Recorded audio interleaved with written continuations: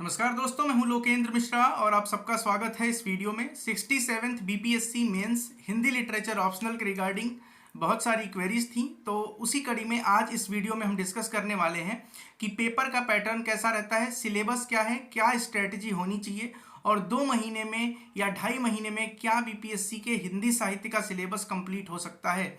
क्योंकि अब तक जितनी भी क्वेरीज आई हैं उनमें से अधिकतर लोगों ने ये कहा है कि अब तक मैंने कुछ भी पढ़ाई नहीं की है बीपीएससी के रिगार्डिंग, मतलब हिंदी साहित्य के रिगार्डिंग मैंने कुछ भी नहीं पढ़ा है, तो कैसे मैं 2 महीने में कर पाऊंगा। तो उसके बारे में हम बात करेंगे। देखिए, सबसे पहले बात करें सिलेबस की, तो देखिए पेपर के पैटर्न को आप समझिए। पेपर केवल एक होता है बीपीएससी में। यूपीएससी या यूपी पीसीएस में हिंदी साहित्य के 2 पेपर होते हैं, पेपर 1 और पेपर 2। बिहार पीसीएस में भी पहले ऐसा ही होता था, पर अब एक ही पेपर होता है। 300 नंबर का ये कुल पेपर होता है। आप यहाँ पे देख सकते हैं, आपकी स्क्रीन पे लिखा है सारी डिटेल। 300 नंबर का पेपर होता है। एक होता है सेक्शन ए और दूसरा होता है सेक्शन बी। सेक्शन ए में 6 प्रश्न होंगे और सेक्शन बी में भी 6 प्रश्न होंगे। तो कुल आप समझिए कि प्रश्न कितने आपको दिए जा रहे हैं। प्रश्न होंगे कुल 6 प्रश्न होंगे और इन 6 प्रश्नों में से एक सेक्शन में 6 प्रश्न और दूसरे सेक्शन में भी 6 प्रश्न, कुल 12 प्रश्न हैं। आपको इसमें से मात्र 6 प्रश्न करने हैं, ये ध्यान रखिएगा। आपको 12 प्रश्नों में से 6 प्रश्नों का उत्तर देना है। सेक्शन ए से 3 प्रश्न का उत्तर और सेक्शन बी से भी 3 प्रश्न का उत्तर आपको देना है। इसका मतलब है कि एक प्रश्न 50 नंबर का होता है, तो कुल मिला के हम देखें तो 6 × 5 300 नंबर का ये पेपर होगा। अब समझते हैं कि क्या क्या सिलेबस में है। तो देखिए, सेक्शन ए की बात करें। सेक्शन ए में जो प्रश्न पूछता है वो भाषा खंड से पूछता है। भाषा खंड में क्या हुआ, अपभ्रंश क्या है ना, इससे संबंधित प्रश्न पूछेगा। हिंदी भाषा के मानकीकरण से संबंधित, देवनागरी लिपि से संबंधित इस तरह के प्रश्न पूछेगा। अभी हम जो पूरा सिलेबस है उसकी डिटेल एनालिसिस भी करेंगे। दूसरा, सेक्शन ए में भी एक दूसरा पार्ट होता है, वो होता है हिंदी साहित्य का इतिहास। आदिकाल, भक्तिकाल, रीतिकाल, आधुनिक काल, उसके बाद से उसमें ही भारतेंदु युग है, छायावाद है, प्रगतिवाद है, प्रयोगवाद है, नई कविता, नई कहानी, अकविता, ये सारी चीजें इसमें इंक्लूड हो जाएंगी पेपर के सेक्शन ए में। ध्यान से समझिएगा, 6 प्रश्न इस सेक्शन ए से आएंगे, आपको 3 प्रश्न करने होंगे। सेक्शन बी में जो सिलेबस है वो आपकी स्क्रीन पे आप देख सकते हैं।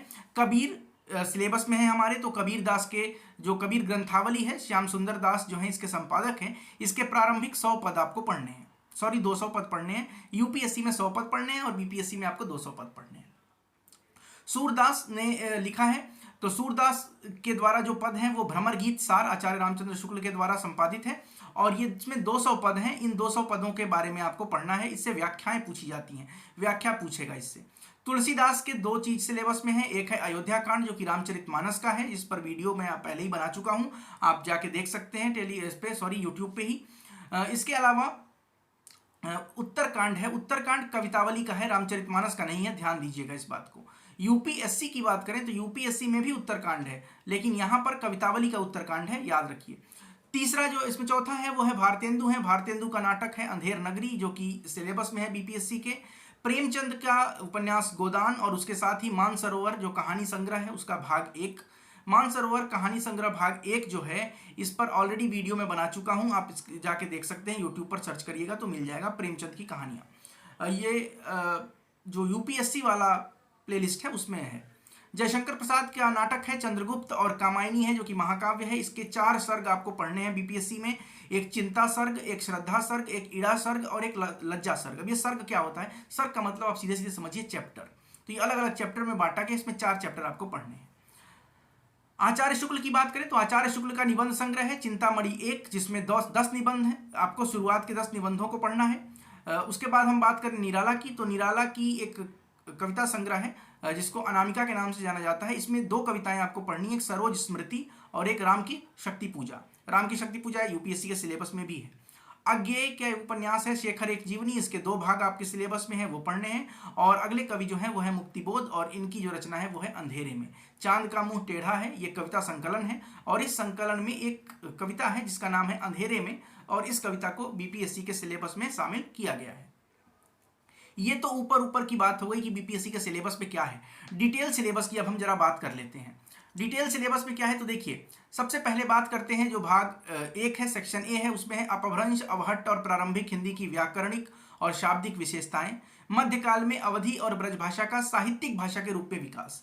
मध्यकाल का मतलब होता है, जब आप पढ़ेंगे तो आपको समझ में आएगा कि मध्यकाल का मतलब होता है भक्तिकाल प्लस रीतिकाल।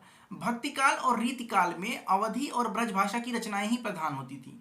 तो साहित्यिक भाषा के रूप में इन दो भाषाओं का उत्थान कैसे हुआ, उदय कैसे हुआ, कैसे ये भाषाएं साहित्य की भाषाएं बनी, इससे संबंधित प्रश्न पूछता है। एक प्रश्न एकदम कंफर्म है, इससे आएगा।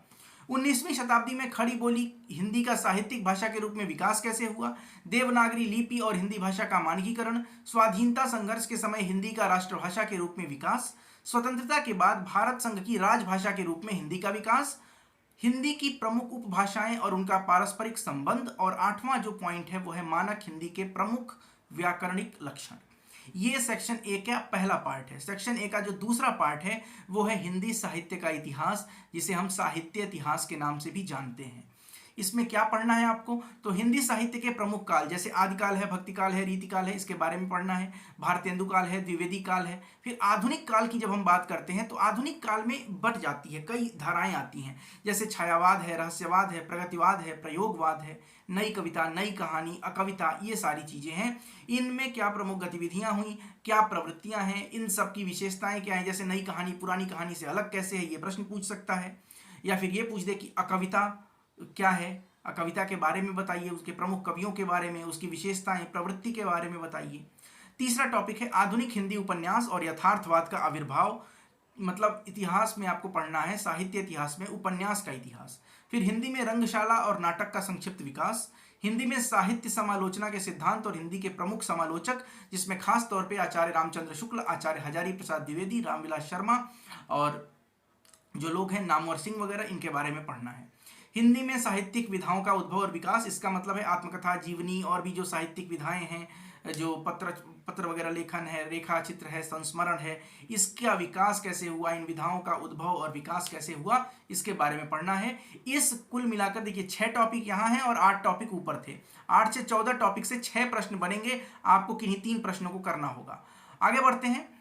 अगला है सेक्शन 2 जो है, उसमें पूछता है कि पाठ्य पुस्तक है, उन पाठ्य पुस्तक से जैसे मैंने बता दिया है, कबीर ग्रंथावली है, बाबू श्याम सुंदर दास के द्वारा संपादित संकलित, भ्रमर गीत सार है, उसके बाद तुलसीदास, ये सारी बातें हमने पहले डिस्कस कर ली हैं। तो इसके बाद आगे बढ़ते हैं। अब हम बात करते हैं सबसे पहले कि क्या 67th बीपीएससी के लिए कुछ भी नहीं पढ़े हैं तो अब से पढ़ सकते हैं।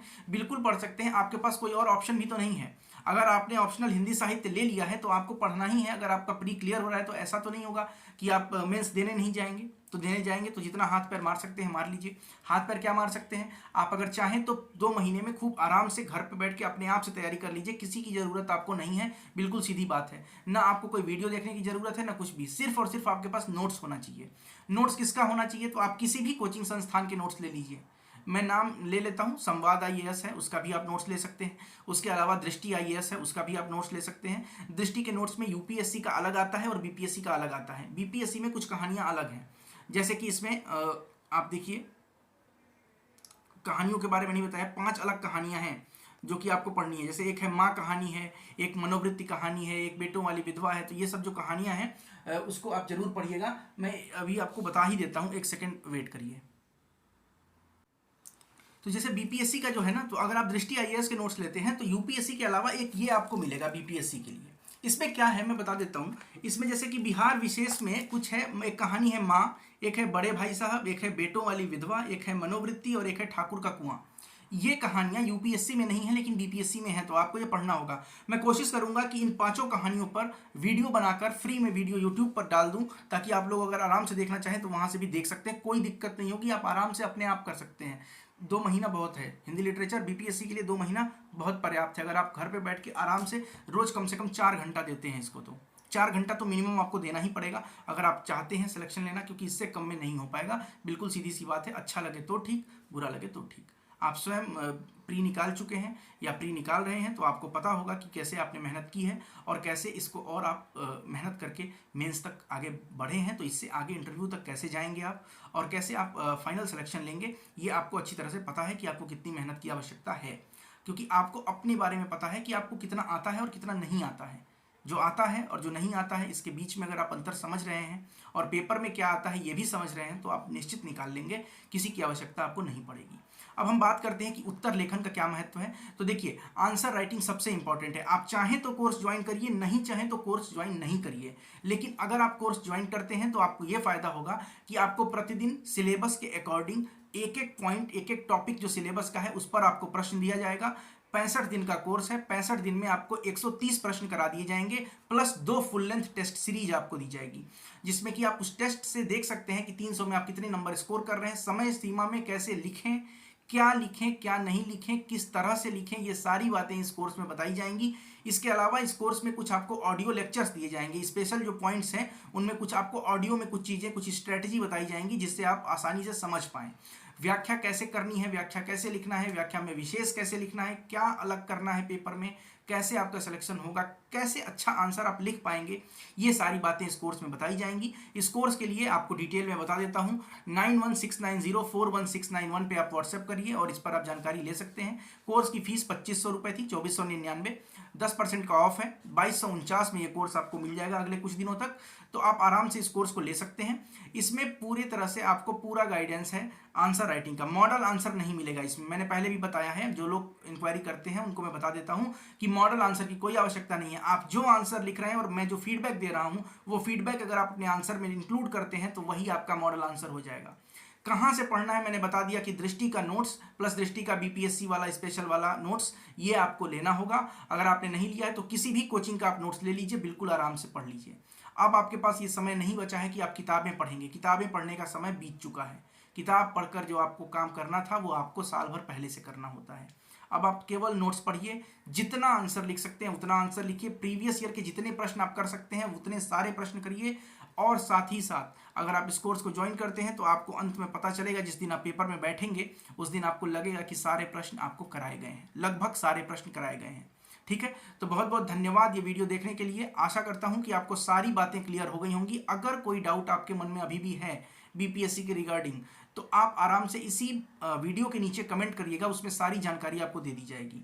कि आप देखिए, एक ये वीडियो है और एक साल पहले मैंने स्ट्रेटेजी की वीडियो बनाई थी, क्या पढ़ना है कैसे पढ़ना है, वो वीडियो प्लस ये वीडियो आप देख लेंगे तो आप तैयारी कर सकते हैं। कोर्स ज्वाइन करना है तो कोर्स ज्वाइन करने के लिए 9169041691 व्हाट्सएप नंबर है, इस पर संपर्क कर लीजिएगा, व्हाट्सएप करिएगा, आपको डिटेल भेज दी जाएगी। और कोर्स का यही फायदा होगा कि आपका पूरा सिलेबस गारंटीड 60 दिनों में, 65 दिनों में गारंटी के साथ पूरा सिलेबस कंप्लीट हो जाएगा। आपको बिल्कुल भी नहीं लगेगा कि आपने पढ़ाई नहीं की है। और जिन लोगों ने शुरुआत की है अभी आंसर राइटिंग की, सबसे महत्वपूर्ण ये उन्हीं के लिए होगा ये कोर्स, जिन्होंने अब तक एक भी आंसर नहीं लिखा है। आप 65वें दिन पाएंगे कि आप जो आंसर लिख रहे हैं और जो आपने पहले दिन आंसर लिखा था उसमें कितना अंतर है और कहाँ से आप कहाँ पहुँच गए हैं। बहुत बहुत धन्यवाद, मिलते हैं नेक्स्ट वीडियो में।